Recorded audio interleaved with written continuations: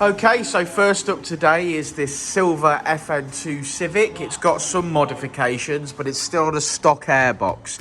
It's actually got a Piper 4-to-1 manifold with sports cat and full Piper exhaust system. But like I say, it's on the stock airbox, so we'll see what we can do today. So initial power run, and then we're going to flash the stock ECU with Ecutek software. That allows us to data log and start tuning. So here we go.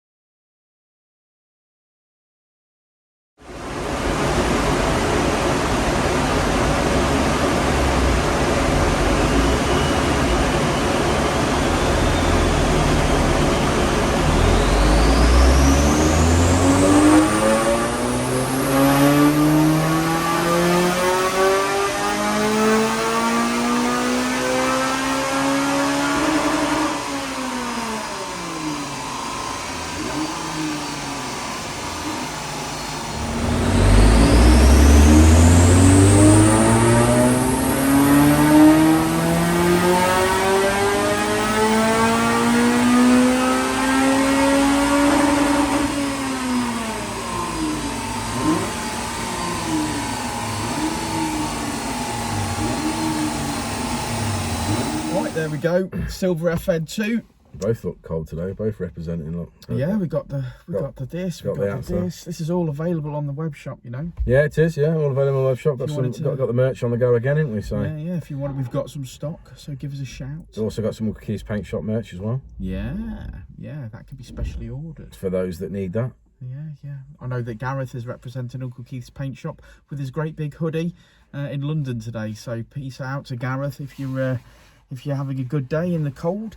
Right, so silver FN2 that we have, Matt. Now you've done some modifications to this over the last day or so. Yeah, it had a standard manifold, standard cat originally when it came in, with a Jap speed 2.5-inch system on it, which to be fair actually looked quite good. I hadn't seen one of those new Jap speed 2.5-inch systems, and it was actually a true 2.5-inch all the way through. Twin exit, which is the first one I've seen, twin exit with 2.5-inch tailpipes as well all the way through.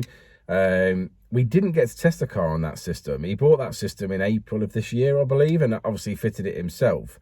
We never got to test on that system because he was converting to the Piper manifold, Piper Sports Cat, and a full Piper system. Full Piper twin exit system. In my opinion, maybe a little bit of a downgrade there on the exhaust, because on the cat back. The exhaust itself is 2.5-inch throughout, so matched what was already on there, definitely 100%. But the tailpipes coming out from the Piper stepped down to 2-inch on the two tailpipes, which concerned me slightly, considering we had 2.5 on the Jap speed. We rang the customer and put our point forward and said, look, we think this is a little bit of a downgrade. But he said he just couldn't stand the noise from the Jap speed. So, okay, fair enough. You know, it's all about driver pleasure as well as about that about everything else. So he wanted to fit the Piper system. Personally, myself, if it was me, I would have fitted like a Teguis 70mm coupled to the back of the Piper manifold and sports cat. That's done well before, hasn't it? We've done well before. I don't think this car's been particularly bad today. No, it's on a stock airbox as well. It's on stock airbox, stock inlet manifold. Yeah, stock airbox, stock inlet manifold. So we literally have just done the full Piper system with the sports cat, and then tuned on on Ecutek. So and it's made 226 brake. Yeah, we've done 226 brake. I think it's done really well, to be fair. We did run the car in standard form on the standard map, and then obviously we've mapped. Now, obviously, we've extended the rev range, we've lowered the VTEC. Yeah. In my opinion, where the sports cat and possibly the exhaust combo here, I don't think it's so much the sports cat, because we've tuned on the Manifold sports cat with a Teglia 70mm and had great results. So I believe it's the exhaust is just restricting in that mid-range. Whatever is your restriction, like we always say, is your restriction, and it is on a stock airbox. It is on a stock airbox as well. So again, that could be part of the problem. Just in that mid-range, didn't respond as a decatted with a big exhaust would respond in that mid-range. Well, we made gains. We didn't make a lot of gains. Probably around half what we normally see. We've seen around 20 brake. We normally see around 40. So we didn't gain as much in the mid-range as we like, but then we sort of made up for it at top end. So it's one of those. Each car on its own merit. Each car on its own merit. I think the actual final result at 226 though is a good result. Yeah, I agree. It's a nice looking car. I believe it might be for sale, you know. I think you're putting it up for sale. We fitted a Teglia aluminium radiator to it as well. Not that that's necessarily made any difference to performance, but yeah, cooling. What did you think to the fit of those? Yeah, I mean it fitted okay. Yeah, it didn't present me with any problems fitting it yesterday. So yeah, good stuff. Good stuff. Yeah, okay. Let's. I'm falling asleep. Let's have a look at the graph. I'm falling asleep, Rich. No, it's none of that today, mate. We've got a lot to finish. We have got a lot to finish, ain't we? Yeah. So there's going to be a DC5 video after this video. Yeah, that's what we've got to get certain things done. There's a lot of schedule stuff booked for today on that. Oh, and I'm getting a phone call, so yeah, it looks like we'll look at the graph then. Right, let's do it.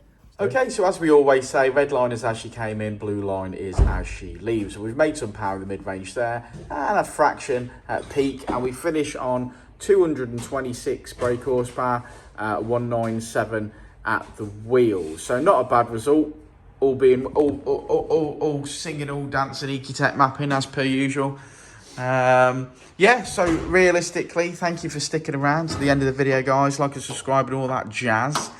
And we'll see you on the next one. Code word for this one, I think, is we're going to go with Teglia for the radiator, which you can't really see here, but we'll go code word Teglia, and we'll see you all on the next one.